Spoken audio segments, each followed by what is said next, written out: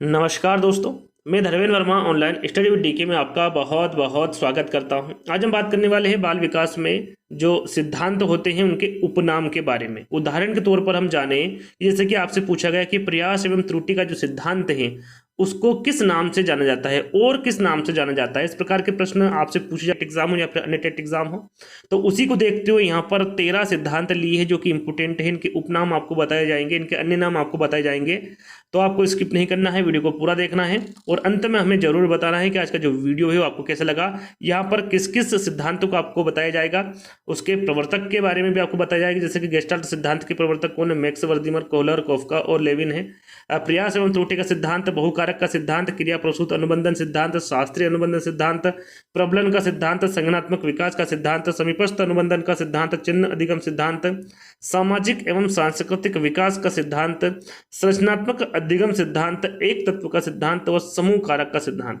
ये जो 13 सिद्धांत हैं इनके बारे में आपको बताया जाएगा कि इनको और किन किन नामों से जाना जाता है। तो आपको स्किप नहीं करना है, वीडियो को लाइक करना है, शेयर करना है, चैनल को सब्सक्राइब कर लेना है। सबसे पहले आपको ये तीनों कार्य कर लेना है फटाफट, है ना। तो शुरुआत करते हैं। शुरुआत करने से पहले अभी तक आपने हमारे apps online study with DK को डाउनलोड नहीं किया है तो उसको डाउनलोड कर लीजिएगा। वहां पर भी आपको बहुत सारी पीडीएफ उपलब्ध हो जाएगी, तो लिंक डिस्क्रिप्शन में चेकआउट कर लीजिएगा, है ना। तो चलिए, सबसे पहला मैंने लिया है यहाँ पर सिद्धांत गेस्टाल्ट सिद्धांत। काफी इंपोर्टेंट है, इससे संबंधित काफी प्रश्न पूछ जाते हैं।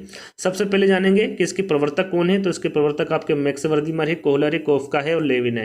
यदि जनक के बारे में पूछे कि भाई जनक कौन है गेस्टाल्ट सिद्धांत के, तो याद रखिएगा वो मैक्स वर्दीमर है। कौन है? मैक्स वर्दीमर है ना। तो इस प्रकार के प्रश्न आपके यूपी टेट एग्जाम में और अन्य टेट एग्जाम में पूछे जाते हैं। तो अब बात करते हैं कि जो गेस्टाल्ट सिद्धांत है उसको और किस किस नाम से जाना जाता है। अंतर्दृष्टि का सिद्धांत, सीधे सीधे आपसे पूछा जाए कि अंतर्दृष्टि का सिद्धांत किसके द्वारा दिया गया है, तो वो आपका कोहलर के द्वारा दिया गया है ना। इस प्रकार के प्रश्न पूछे जाते हैं। समझ का सिद्धांत भी कहते हैं आपका गेस्टाल्ट सिद्धांत को। गेस्टाल्ट सिद्धांत भी कहा जाता है, गेस्टाल्टवादी सिद्धांत भी कहा जाता है, पूर्णाकार का सिद्धांत भी कहा जाता है, सूझ सिद्धांत भी कहा जाता है, समग्र सिद्धांत भी कहा जाता है, सोच का सिद्धांत और पूर्ण से अंश का सिद्धांत। ये 9 जो मैंने नाम बताए हैं किसके नाम है, किसके अन्य नाम है या फिर उपनाम है गेस्टाल्ट सिद्धांत के। तो इनको अच्छे से याद कर लीजिएगा, स्क्रीनशॉट ले लीजिएगा, चाहे तो आप इसके नोट्स भी बना सकते हैं, जब भी एग्जाम हो पढ़ लीजिएगा, है ना। तो ये 9 नाम मैंने आपको बताए गेस्टाल्ट सिद्धांत के, है ना। अब बात करते हैं प्रयास एवं त्रुटि का सिद्धांत। ये पूछा भी गया है ना, आपकी यूपी टेट एग्जाम आप देखेंगे तो उसमें पूछा गया है प्रयास एवं त्रुटि के सिद्धांत को और किस नाम से जाना जाता है, इस प्रकार का प्रश्न पूछा गया है। सबसे पहले बात करते हैं किसके द्वारा दिया गया, प्रवर्तक कौन है, प्रतिपादक कौन है, थॉर्नडाइक है। कौन है? थॉर्नडाइक है। अब इसके उपनाम क्या है? प्रयत्न एवं भूल का सिद्धांत भी इसे कहा जाता है, उद्दीपन अनुक्रिया सिद्धांत भी इसे कहा जाता है, सिद्धांतवाद का सिद्धांत भी इसे कहा जाता है, संबंधवाद का सिद्धांत कहा जाता है, सह संबंधवाद का सिद्धांत कहा जाता है, अनुबंध सिद्धांत कहा जाता है, प्रयास का सिद्धांत कहा जाता है, एसआर थ्योरी का सिद्धांत कहा जाता है और आवृत्ति का सिद्धांत कहा जाता है। इसे भी 9 अन्य नामों से जाना जाता है प्रयास एवं त्रुटि के सिद्धांत को। तो याद रखिएगा किसके द्वारा दिया गया और इसके अन्य नाम क्या है, इसके बारे में आपको जानकारी होना चाहिए। चलिए देखिए, यहाँ पर तीसरे नंबर पर जो बुद्धि का सिद्धांत है इसमें बहुकारक सिद्धांत निकल कर आता है। जैसे कि यहाँ पर मैंने आपको बताया कि प्रयास एवं त्रुटि के सिद्धांत किसके द्वारा दिया गया, थॉर्नडाइक के द्वारा। इन्हीं को देखते हुए यहाँ पर मैंने बहुकारक सिद्धांत को भी रखा है, ये भी इन्हीं के द्वारा दिया गया है। थॉर्नडाइक आपको सभी को पता होगा, इसके प्रवर्तक कौन होंगे, थॉर्नडाइक होंगे।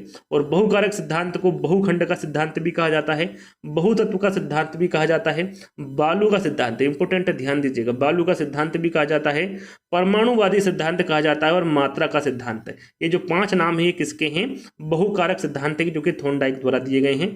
तो इसके बारे में भी आपको पता होना चाहिए। अगला है आपका क्रिया प्रसूत अनुबंधन सिद्धांत। ये किसके द्वारा दिया गया है, इसके बारे में आपको पता होना चाहिए। स्किनर के द्वारा दिया गया है। इसको और किन किन नामों से जाना जाता है, तो इसे क्रिया प्रसूत सिद्धांत के नाम से, सक्रिय अनुबंधन का सिद्धांत आरएस थ्योरी के नाम से, है ना, साधात्मक अनुबंधन का सिद्धांत के नाम से, नैमित्तिक अनुबंधन सिद्धांत के नाम से, आर टाइप थ्योरी के नाम से, क्रियात्मक क्रिया प्रसूत सिद्धांत के नाम से, कार्यात्मक प्रतिबद्धता का सिद्धांत के नाम से, अभिक्रमिक अनुदेशन सिद्धांत के नाम से, क्रिया प्रसूत अधिगम सिद्धांत और पुनर्बलन का सिद्धांत, है ना। ये जो 11 नाम मैंने आपको बताए हैं ये क्रिया प्रसूत अनुबंधन सिद्धांत, ये इसके उपनाम है। इनके बारे में आपको जानकारी होना चाहिए। साथ में आपको पता होना चाहिए कि द्विकारक और त्रिकारक, है ना।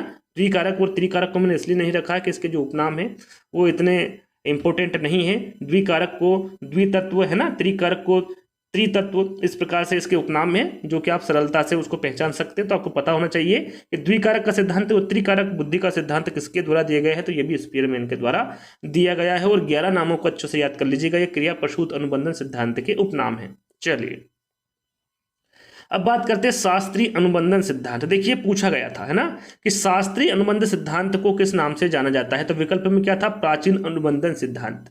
तो यदि आपको पता होगा तो आप टिक कर देंगे, यदि नहीं पता है तो आप वहां पर गलत कर देंगे। तो यहां पर आपको पता होना चाहिए जो शास्त्रीय अनुबंधन सिद्धांत है ये पावलोव के द्वारा दिया गया था, और इसके अन्य नाम होंगे क्लासिकल अनुबंधन सिद्धांत, प्राचीन अनुबंधन सिद्धांत, संबंध प्रत्यावर्तन का सिद्धांत, सहज अनुबंधन सिद्धांत, संबंध प्रतिक्रिया का सिद्धांत, परस्पर अनुबंधन का सिद्धांत, अनुबंधन का सिद्धांत, अनुकूलित अनुक्रिया का सिद्धांत, प्रतिवादी अनुबंधन सिद्धांत और अनुबंधित अनुक्रिया का सिद्धांत। ये 10 नामों से शास्त्रीय अनुबंधन सिद्धांत को जाना जाता है। इसके अन्य नाम है, उपनाम है, तो इनके बारे में भी आपको जानकारी होना चाहिए। देखिए अब प्रबलन के बारे में हम जानेंगे कि प्रबलन का जो सिद्धांत है ये CL हल के द्वारा दिया गया है, और इसके उपनाम है यहाँ पर आप देख सकते हैं, पुनर्बलन का सिद्धांत कहते हैं इसे, विधिक सिद्धांत कहते हैं, गणितीय सिद्धांत भी इसे कहा जाता है, परिकल्पित निगमन सिद्धांत भी कहा जाता है, आवश्यकता अवकलन सिद्धांत कहा जाता है इसे, जैविकी अनुबंधन का सिद्धांत कहा जाता है, प्रबलन के सिद्धांत को उद्देश्य प्रवणता सिद्धांत कहा जाता है, सबलीकरण का सिद्धांत इंपोर्टेंट है, याद कर लीजिएगा,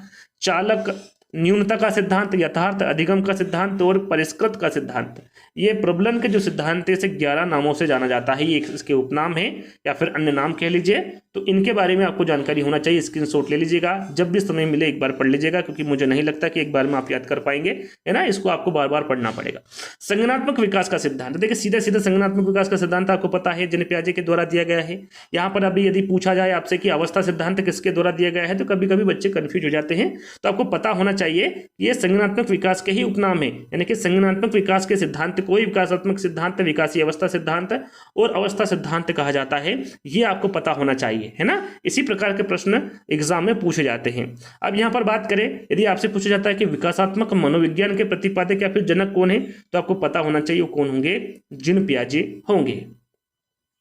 चलिए अब बात करेंगे 8वें नंबर पर है आपका समीपस्थ अनुबंधन का सिद्धांत। समीपस्थ अनुबंधन का सिद्धांत सबसे पहले आपको पता होना चाहिए किसके द्वारा दिया गया, तो गुथरी के द्वारा दिया गया। इसके उपनाम क्या है, इसे किस नाम से जाना जाता है, तो सामीप्यता सिद्धांत के नाम से जाना जाता है, स्थापन का सिद्धांत, एकल प्रयास का सिद्धांत, प्रतिस्थापन का सिद्धांत, इकराह प्रयास का सिद्धांत, one trial theory, substitution theory. ये 7 नामों से आपका समीपस्थ अनुबंधन के सिद्धांत को जाना जाता है। इसके उपनाम है या फिर अन्य नाम है।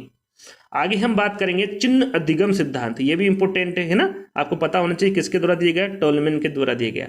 चिन्ह अनुबंधन या फिर चिन्ह सिद्धांत के नाम से जाना जाता है इसे, संकेत अधिगम सिद्धांत के नाम से, चिन्ह पूर्णाकार अधिगम सिद्धांत के नाम से, संज्ञानात्मक मानचित्र सिद्धांत के नाम से, अर्थपूर्ण व्यवहार सिद्धांत के नाम से, प्रत्याशा सिद्धांत के नाम से भी इसे जाना जाता है, प्रतीक अधिगम सिद्धांत और उद्देश्यपूर्ण अधिगम सिद्धांत। चिन्ह अधिगम सिद्धांत को इन सारे नामों से जाना जाता है या फिर इनके ये उपनाम हैं।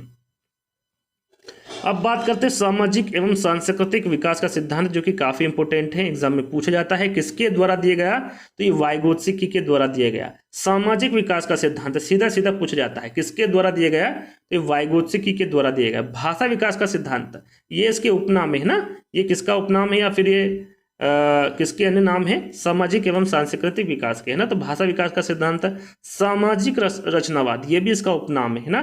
ZPD आपको पता होगा, जोन ऑफ प्रोक्सिमल डेवलपमेंट सिद्धांत, ये भी आपका उपनाम है इसका, किसका, सामाजिक एवं सांस्कृतिक विकास का। ये इंपोर्टेंट है, ये सबसे ज्यादा पूछा जाता है।